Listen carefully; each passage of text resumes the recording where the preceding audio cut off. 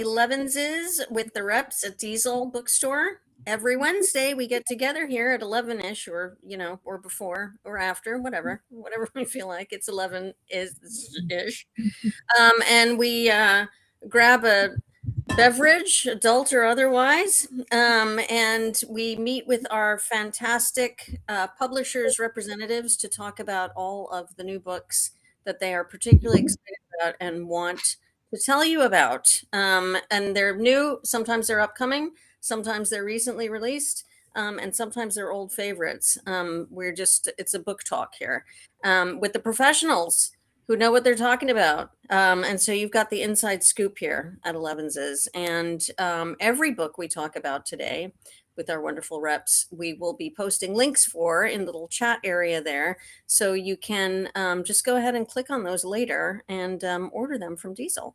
And you don't even have to stop listening to the discussion that we will be having in a moment. And I will be introducing everybody in just a moment as well. But I do just first want to tell you about an event we've got coming up at Diesel on Sunday, this coming Sunday, the 25th at 3 p.m. We are welcoming John Sayles. We'll be at the store to discuss and sign Crucible. That is a free event, and that will be Sunday at 3 p.m. That's John Sayles, so you don't want to miss that one.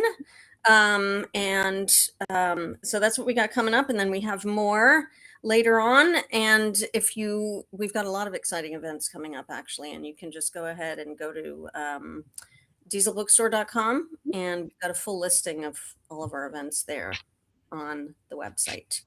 All righty. Let's see who we have here today to talk about some fantastic books.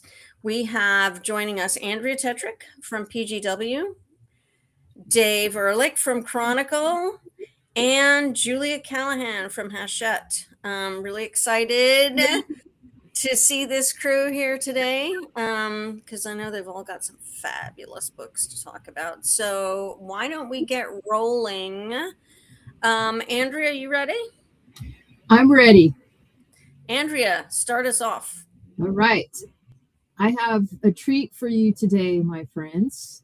I want to talk about Jeanette Winterson's latest, One Aladdin, Two Lamps. This is another loosely autobiographical memoir that is based on the 1001 Nights.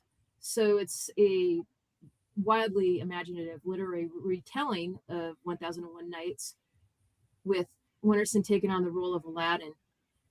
And as you may recall, Aladdin, as the vehicle in the 1001 Nights, changes the story of that world, much like Winterson herself, through the power of art and reading and nature, does here in this book. And I feel that this can be embraced as an antidote to the madness of the world at this moment, where through the power of story and storytelling, the power of art and reading, and the delights of nature, we can take power back over our conditions. Now, who doesn't need that reminder right now? I defy any of you out there to say that you don't need that right now. And this is Winterson's first deeply personal nonfiction title since 2012's Why Be Happy When You Can Be Normal, which sold pretty much about 95,000 copies, I believe. So good track record there for her. And of course, we're so happy to be able to publish and distribute her work. Winterson first came out, it must have been like 83, 84, somewhere around there, 85, with Oranges Aren't the Only Fruit, which was a major sensation in the literary world, and she's still going strong. So that's One Aladdin, Two Lamps from Jeanette Winterson. It's a $28 hardcover. been very excited about this book coming out. Been hearing about it for a long time. I would reach back and have it right here behind me. And who doesn't love the story of Scheherazade also as a jump off point? And also, Andrea, I wanted to tell you that we had it was Rory, right? Joey, you can tell me, who was talking about oranges aren't the only fruit. And Rory is one of our younger booksellers, and had just discovered this, really, I mean, 83 was a long time ago. Yeah. Even though it doesn't seem like that long ago to us, Yes, but, you know, I'm really happy to see that a new audience is coming to that book, and I stand corrected. It is 85 because well, Grove just published the 40th year anniversary, reissue with a beautiful cover, and then also we have a special hardcover edition of that as well. So um, please right. excuse. Well, she found it, loved it, and then now she's a new fan, and it's hard for me to believe actually she's been going for that long. But this is a banger, Yeah, yeah, and a great read. So I'm excited that you're here to talk about it today. yeah. I Yeah. first read that book and was blown away it must have been 85 or 86 in a gay lit class at UCLA that was had an amazing syllabus, and that was the newest book on it, and that's where I first came to. And I only ever found out about Jeanette Winterson because of Andrea. Andrea introduced me to her. So thank you for that, Andrea. Um, Dave. Cool. All right. Thanks, Deborah. Thanks, Diesel, for having me. Happy New Year, everybody. We had a discussion before we started about how late we could announce Happy New Year or wish Happy New Year to each other, and I think we're still there. So to all of you I haven't seen yet, a Happy New Year, and thanks for having me today. I'm going to jump right in with a really great release that came out towards the end of our fall season last year at Chronicle. This comes to us from Quadrille Books, our wonderful distributed press based in Australia and the UK. And this is a beautiful, beautiful, lavish book called Mexican Table. And this comes to us from acclaimed chef Thomasina Miers. She is a cook, writer, and winner of MasterChef UK. She has made cheese in Ireland. She has chefed in Michelin-starred restaurants. And having first traveled to Mexico in 1994, she went to live there for a period of years to research the cuisine, travel the country, meet chefs, and work in kitchens all over Mexico and completely immerse herself in the culture, the food, the ingredients, and the cuisine. And she brings that expertise and all that experience and all those journeys to Mexican Table, which is 100 recipes spun out from 12 fundamental key ingredients in Mexican cooking. And I will tell you what those ingredients are. And those are the chapter headers: citrus, tomatoes, chilies, onions, beans, herbs, zucchini, or as they're called in the book, courgettes, nuts, seeds, eggs, cinnamon, and chocolate. And just with those 12 building blocks of flavor and those just kind of basic fundamental ingredients of Mexican cuisine, you can make some amazing dishes.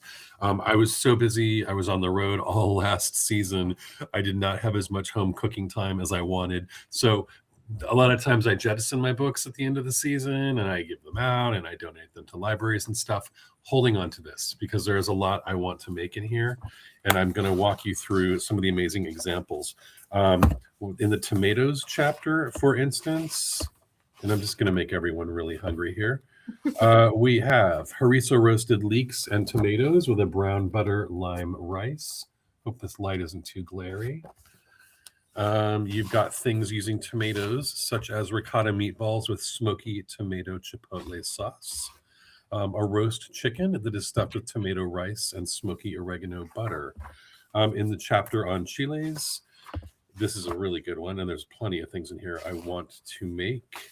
For example, toast with lemony ricotta and mushrooms a la mojo de ajo, which is a cool kind of mushroom-topped spicy toast. You really can't go wrong with that. How about slow cooked pork belly with smoky chilies and tamarind.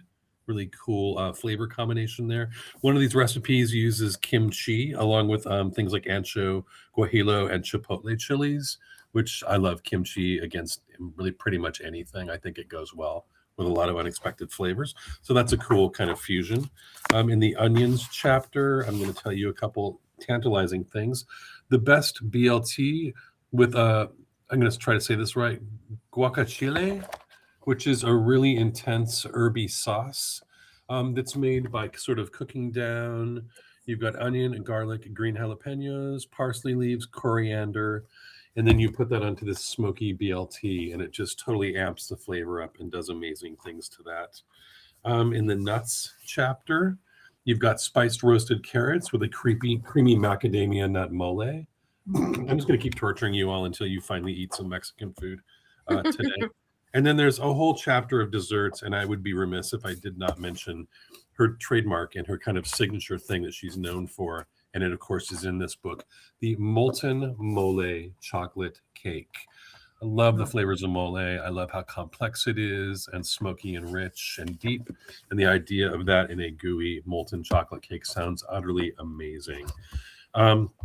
Like I said, she returned to Mexico, I think in 2024, taking her husband and her kids, and they lived there for 6 more months. And she again immersed her family in the culture of Mexican cuisine, meeting chefs, journeying to different kitchens, and just totally loving the cuisine, the culture, and the people. So this is a beautiful book, $42 in stock now, and that is Mexican Table from Thomasina Miers. I mean, I gotta have this book, obviously. Yeah. I am hungry, and what a clever way of organizing it. I know the cookbooks really have to have themes and different structures now, and to help them stand out. And this is so clever. It's such a clever way because when you think about it, just 12 ingredients. It's not a lot, and I was thinking about them as you were talking about the recipes and how they all go together all the time. Really smart, clever, and that cake is. I would like some of that right now. Gotta make it. I'm very intrigued by the smoky oregano butter. Yeah. Come on. Yeah, there's a whole compound butters like section, and then I think compound butters I've made them, and they're not as hard as they sound, actually. No, it's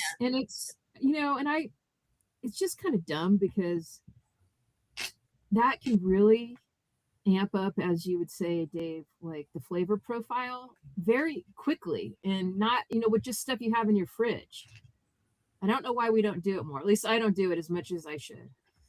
I like to experiment. It's like the chop basket. It's like, well, I have this thing, and this thing. What can I? I got to get on. I'm inspired. Yeah. Thank you, Dave. Done your job. Everyone's hungry. We'll move on to Julia. I know. Now I'm starving. Well, I have something completely different. My first book is a World War II or a lead up to World War II book. It is called The Typewriter and the Guillotine, and by Mark Braude. And it is the subtitle is An American Journalist, a German Serial Killer, and Paris on the Eve of World War II. So this book honestly took me by surprise. Like when, I don't know how it works for everyone else, but when we're kind of like going into a new season, like we haven't gone to Sayles conference yet, but there's like little conversations that start to bubble up about certain books that are coming. And this one was one of those where people were just like raving about how good this book was. And I have a degree in European history, so I've read a lot of books about World War II, and they're not books that I read as much anymore, just because I've really saturated my own market on that. And so I was a little hesitant at first, and then I took this book to a weekend in Palm Springs with a friend of mine where we just go and read the weekend. We like to do that summer because it's too hot to do anything in Palm Springs except read, and so it's a great excuse to just read all weekend. And I took this book, and I was sitting by the pool in Palm Springs and could not put this book down for the life of me. I had to move on to other things, but I was like, I cannot stop reading this. It's so good. And I think I've talked about it on here. I'm definitely a true crime reader, and sort of thought that the true crime element would be what drew me into this book. But quite honestly, it was the journalism element that really grabbed me sort of by the throat and dragged me through the whole book.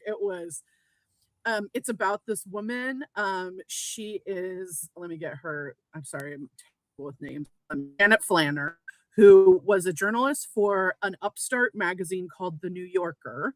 You may have heard of it. And she was the Paris correspondent. So she would once a month write this letter of here's what's happening in Paris. Here's what's happening in the literary salons or the art, here's what's going on.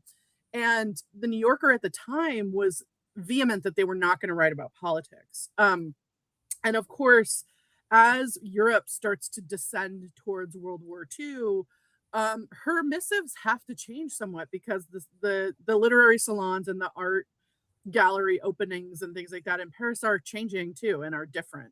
And so finally, the New Yorker decides, okay, we are going to write about politics. And what we're going to do is we want you, Janet Flanner, to go. She had lived in Germany for a bit. And so we want you to go do a profile on Adolf Hitler. And Janet Flanner decided, I'm going to profile Hitler not as a politician, but as a cultural figure, much in the way I would if I were asked to do a piece on Coco Chanel. And this becomes the first piece where Americans really realize how dangerous Hitler is, because she profiles him not like a politician, but like a celebrity.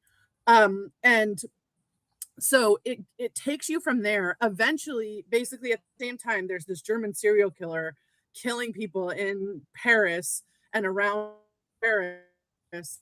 And in the lead up to a war, it is not unfrequent to find dead bodies. So he starts getting away with it. And eventually Janet Flanner ends up on the story, and these two stories connect. This is an incredible work of nonfiction. It reads like all.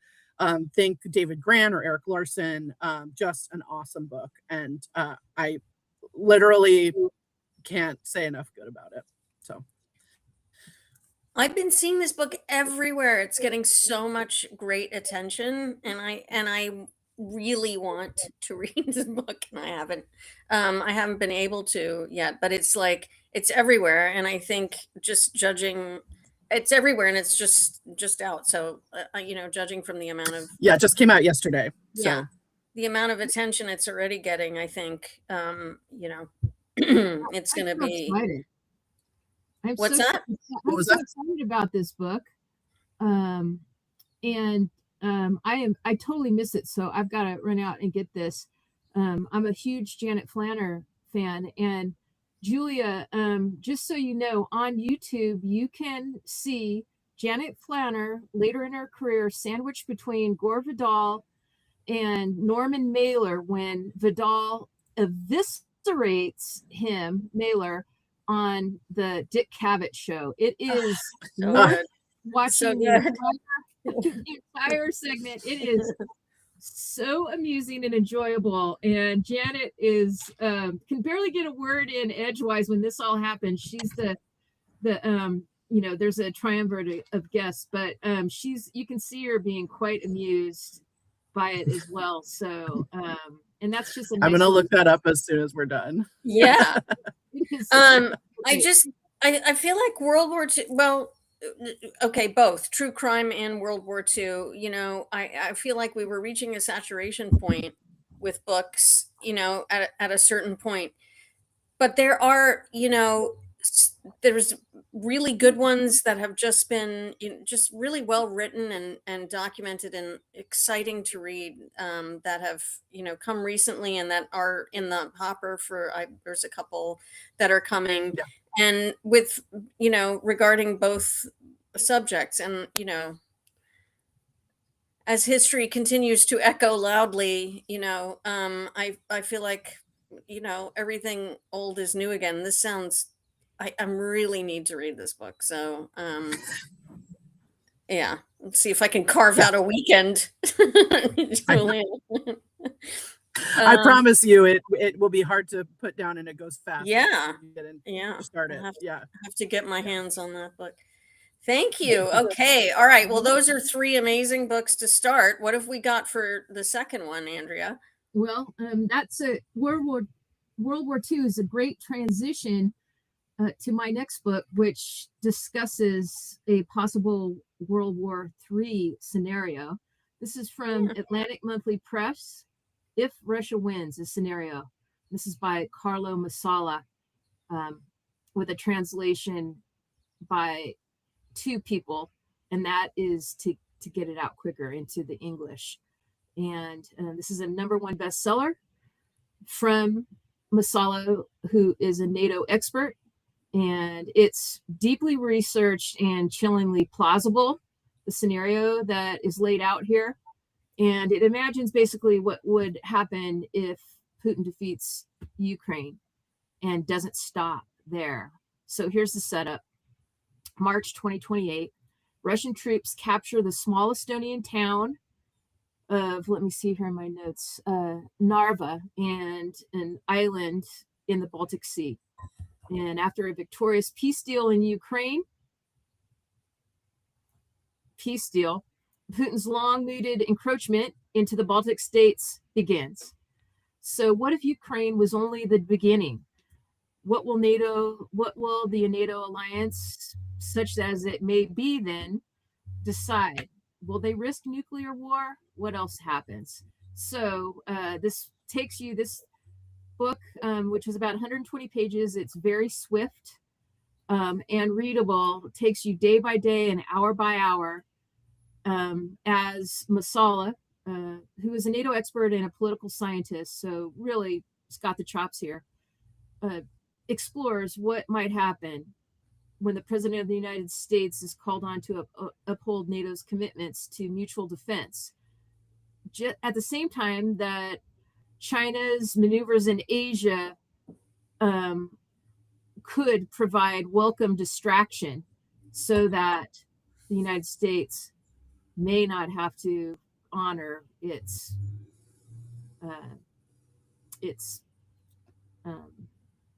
commitments. So, yes, it is chilling, and that's exactly what the Financial Times says. Let's see here. Chilling. At the heart of this short book lies a question that the wider public may have yet to fully grasp. How should the West, aging,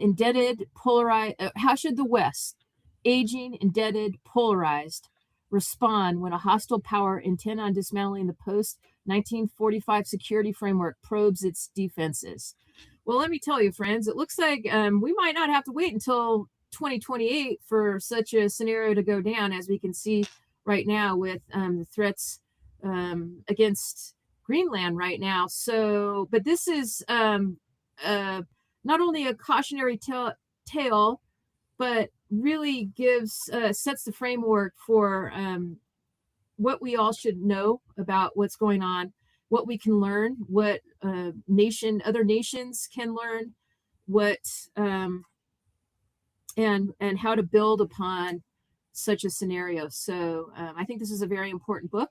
It's in stock right now at Diesel, and I think it's highly readable and something that, if you're interested in these in what's happening right now in the world, in current events, and what we face as there's a major rupture in the world order, I think this is an important book that you should have. Absolutely. And I saw you were going to talk about this today, and kind of a shudder went through me Yeah. because yeah, it's really of the moment. I'm glad that they had put 2 translators on it so that they Yeah. could get it out. But it's like it's a right now kind of a thing, and you're right, very important. Yeah. To read, and also good to know that it's readable for the average person. So it's very thank you. narratively driven. So I think it's really smart because it will enjoy a wider audience because of that. Yeah. Yeah, and not just get to the readers who always will read this kind of thing, but maybe a little bit outside as well. Yeah. Thanks, Andrea. All right, Dave, back to you. Okay. Well, after that sobering and frightening speculation, we all need a moment of calm. Thank you for the fantastic transition and opportunity there. This book is called A Moment of Calm, and I think this is an important daily ritual that we all need to practice. And this book posits the idea that we can use poetry in a daily sense to find our moment of calm and find a way to soothe our soul with a nightly reading of a poem. So this beautiful book, it just feels good. It's a really nice binding, hefty feel, thick book. These are a curated collection of 366 soothing poems that offer you daily moments of tranquility and reflection.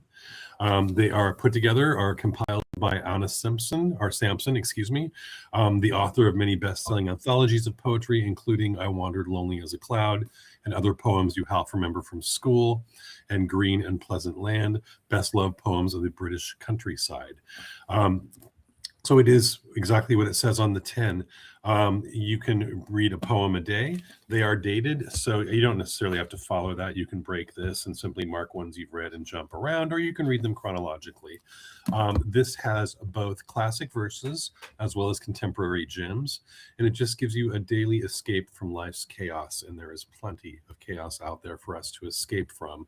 Anna has carefully selected works that celebrate nature, things that explore the inner space and inner thoughts, poems that inspire and joy and tranquility. You can immerse yourself in Oscar Wilde's lyrical Impressions des Voyages, Mary Webb's reflective The Happy Life, or Edna St. Vincent Millay's pithy First Fig. There are seasonal entries like Robert Louis Stevenson's At Morning on the Garden Seat that mark nature's rhythms. And this just has elegant design. There's beautiful illustrations throughout that don't really detract from the text. They're just very subtle and lovely. And it's just like a great bedside companion for people that love poetry, people that just want a moment of serenity. You could even start your day with a poem, but to me, this seems like a nice way to wind down and just find your daily moment of calm. This is a $27.99 hardcover, and I believe is in stock now in your store.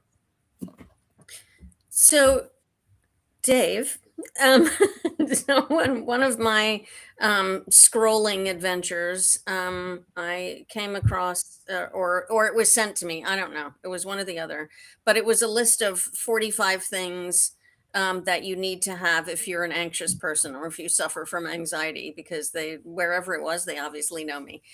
So this was on it. This was on. Yeah. Nice. Yeah. Yes. So, and I think absolutely fit for purpose, for that purpose, and a really smart idea and a good plan to, along with your ashwagandha gummies and whatever else, you're trying to, help relieve the stress, anxiety, and kind of center and focus yourself. I mean, it's a great idea. It's sort of a no-brainer, but we forget and we wind up doom scrolling instead of doing something like this, which can not soothing. Right. Yeah, exactly. The exact opposite. And plus and my next pick is going to be something that's also a new year, new you, but it's a good resolution for the new year, is just finding a space to decompress, disconnect, and maybe escape into something as beautiful. Yeah, absolutely. 5 minutes a day. That's all. Yeah. No, and books are always. That's why we're here, because books are always great for that. Yeah. Right. Absolutely. Thank you, Dave. All right, Julia. All right. My next book is fiction. It is a book called Hemlock by Melissa Faliveno, and this is a debut novel. Melissa had a collection of essays that came out in, I think, 2020. Yeah, in 2020, called Tomboyland. But this is her first novel, and this book, oh my God, you guys. So it is gothic. It's gothic fiction. You might call it horror. I don't know if I would call it horror, but it takes place in the North Woods in the Midwest. She doesn't say if it's Michigan, Wisconsin, Minnesota, but it's definitely up in the North Woods of those areas, that area. And it's about this woman who she leaves New York City. She leaves her partner in New York City and like goes to this cabin that her family owns in these North Woods.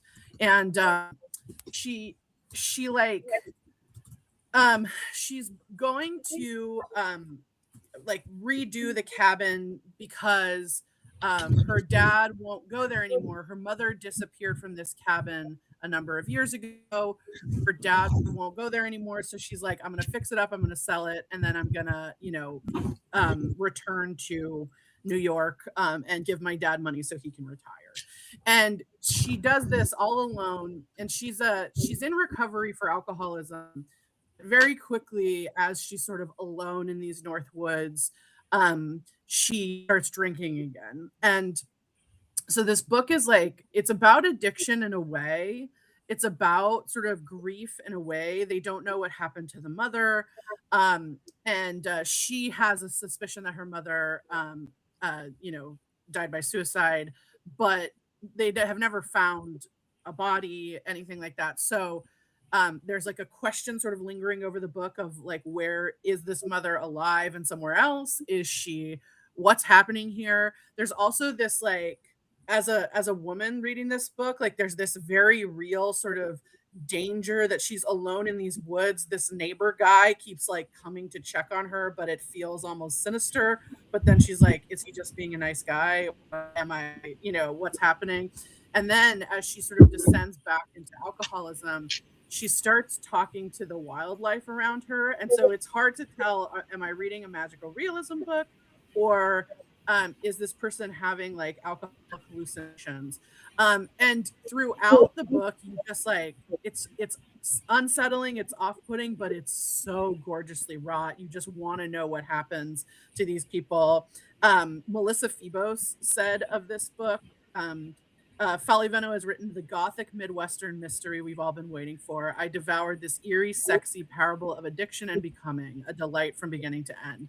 And I think that sort of says it all, is that it is a bit eerie. It is a mystery, but it also has this sort of like pulse beneath it that you really just can't get enough of. I devoured it when I read it. This is Hemlock by Melissa Faliveno. It came out yesterday. So a great novel to read if you want to just sort of tuck in and scare yourself delightfully. And it's not like, even if you don't like horror, like I'm not a big horror person, it doesn't, to me, it like didn't feel like, all of a sudden, like, whatever, the family from the Texas Chainsaw Massacre was like gonna jump out of something. It's much more like, and the only way I can describe it is like just being a woman in the world. Like it's the terror that's sort of around you at all times. And in that, it's like the realism of the, like, is it horror or am I just, like projecting, or like it's like, that's where the horror sort of comes from. That's right. And, the worst part is not knowing what the worst part is, right? So exactly. That's the horror. So and then sometimes you're just in the mood for that, and it's great. And you sort of feel like it's like a an exorcism in a way. So excellent. Thank you, Julia. Sure thing. All right, Andrea, let's start our last round of the day. Okay, thanks so much. The third for me is On Love, Joseph Campbell Essentials.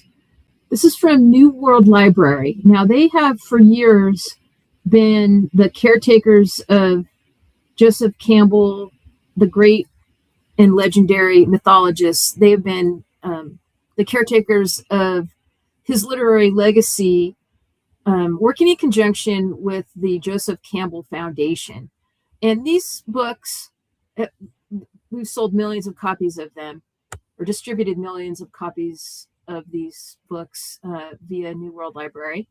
And they have always been pretty thick tomes, and I think in some ways were not as accessible to a new and younger audience as they could have been. But lo and behold,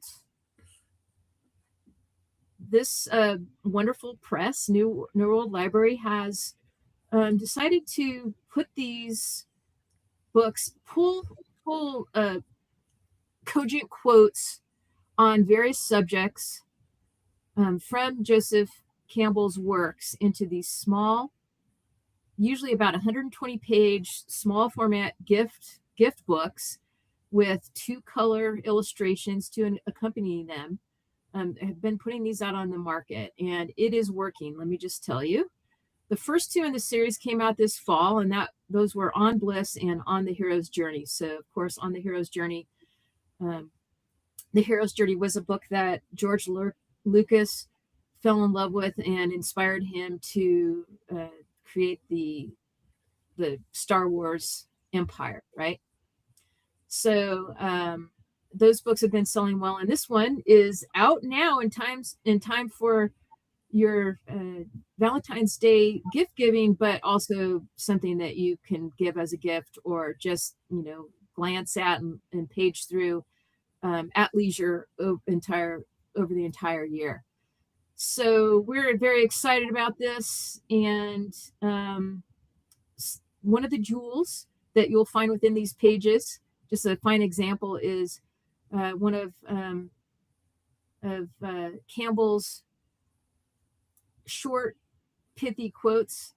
He's known for that. Love is the burning point of life. Well, yes, it is. And I think this is going to sell like hotcakes in all of the indie outlets across the land. And it's already selling well at Diesel. So anything else to say? There was a PBS series in the 1980s called The Power of Myth. And that was basically a series of interviews of Campbell done by the great Bill Moyers. And that's where I first came to Campbell's work. And it's a perfect time to reintroduce his stunning work to a new audience. And that's what this series does. They look great.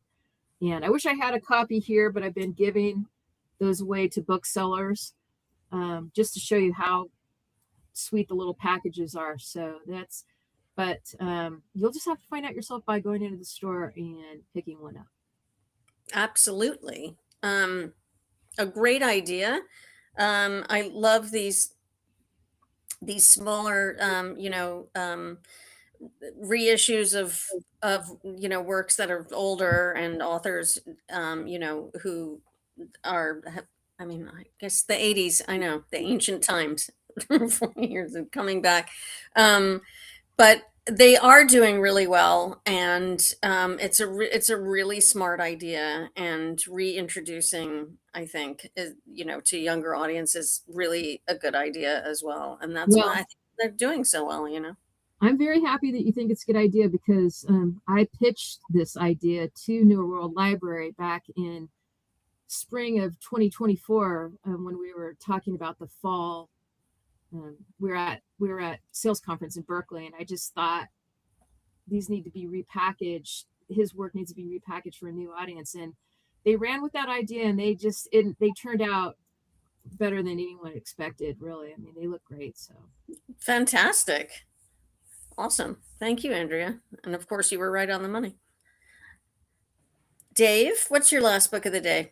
Okay, my last book of the day is a bunch of books and technically a bunch of journals, and I'm going to do something a little different here. I'm going to talk about a series of something that Chronicle publishes, has published for many, many years, and we do this every single season at Chronicle Books. We release a new edition of our best-selling, wildly popular one-line-a-day 5-year memory books. We have sold over 3.5 million copies of these over the years. I think there's something like 20 to 25 different varieties. And I will tell you, what these are. Sometimes the simplest thing in our gift line at Chronicle just catches fire because of its simplicity and because of just how elemental and just clear and concise an idea it is. So what these are is a little compact digest that you carry around with you, keep in your bag, put by your bedside, and basically it's 5 years of memories that you record in a book. The pages are dated, and then you get 5 little paragraph shapes. It's hard to kind of show you this, but basically, what is today? January 21st. And then it's broken down into 5 little paragraphs that are blank for you to write in. And you can do this for 5 years.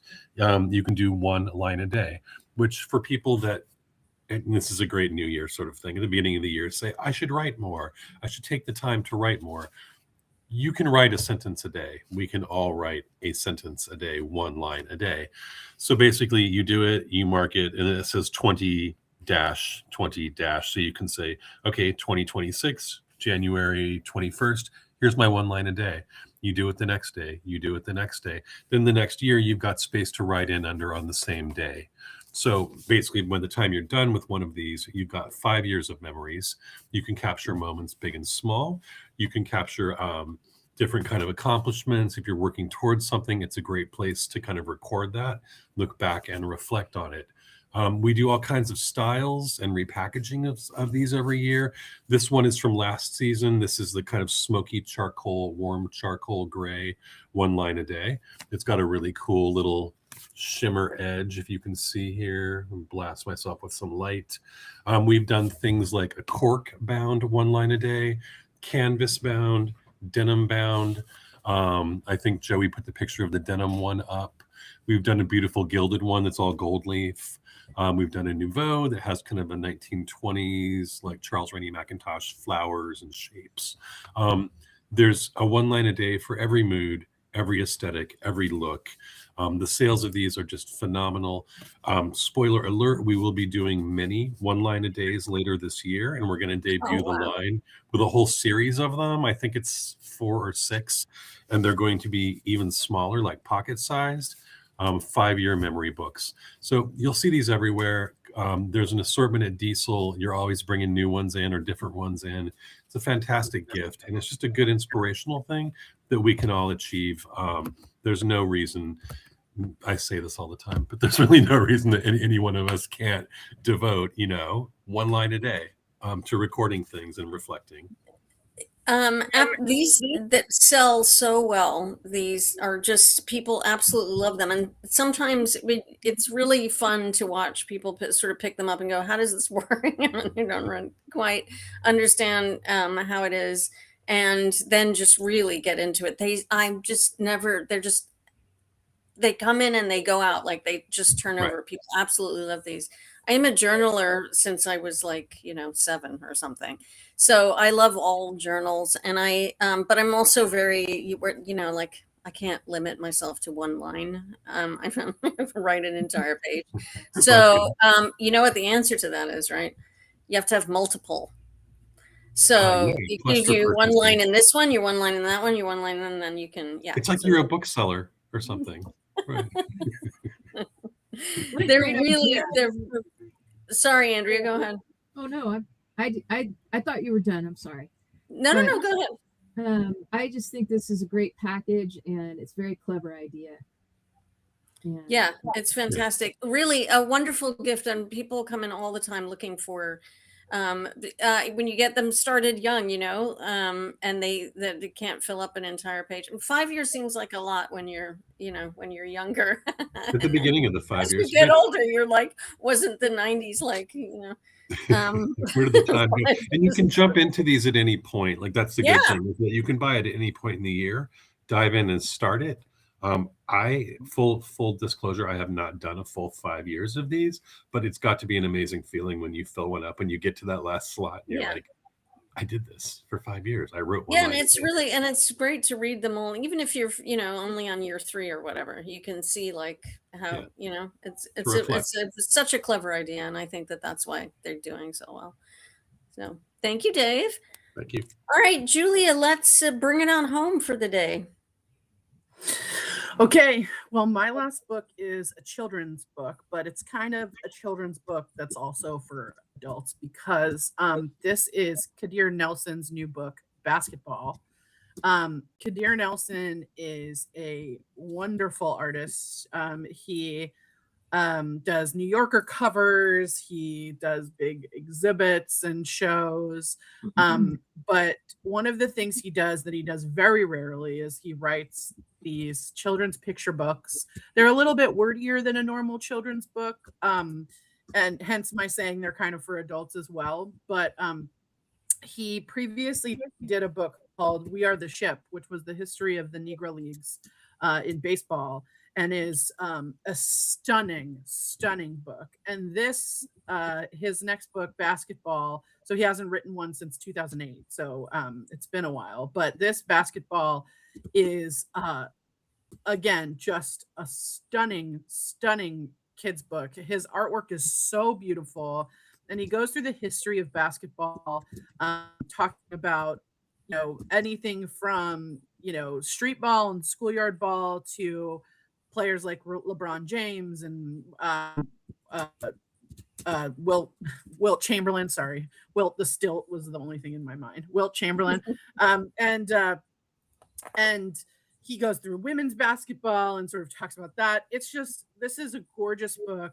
It's, I mean, great for kids to like look at, I think, but also great for any person that is into basketball, not only as a great book to sort of dive into, but also as a great book to have on your shelf on your coffee table, because it is so beautiful to look at. The illustrations, the artwork are so gorgeous in this book. I can't recommend it highly enough. And Kadir Nelson is just an absolute national treasure of an artist. So yeah, this is the story of the All-American Game, Basketball by Kadir Nelson. And he just finished up his tour, talking to both students and at bookstores alike, and we've been getting just rave sort of feedback about how much people have been loving this and loving spending time with it. You can just look at that. You can just look at that cover and just forever. I mean, there's so much depth in it. He's such an amazing artist. Everything that he does is really, it just draws you right in. And you just, there's so much depth and nuance in his art, you know, like so much more that comes across. Can I share one thing? I'm going to share one image with you. Oh no. I'm just going to share my, sorry, that's okay. So, so this image of women's basketball, so starting from the very beginning and coming up through, there's Cheryl Miller right there. That's Cheryl Swoops and Lisa Leslie and Diana Taurasi and Asia Wilson and or Cynthia Cooper. No, Asia Wilson and Brittany Griner. Sorry, this is Cynthia Cooper.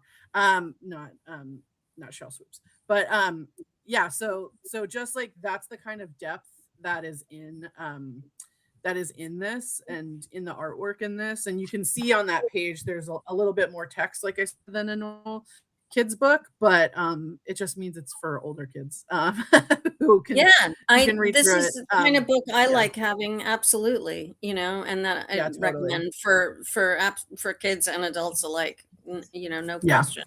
Like Dave Jolo, that's, you know, that's an adult / kids book, but he's wonderful. This is how lucky for you that you get to sell this. Actually, that must have been a lot of fun. You know, I had a great time, and We Are the Ship. It's funny. We Are the Ship. I've been like drooling over since it came out in 2008, and so when this was announced, I was very excited.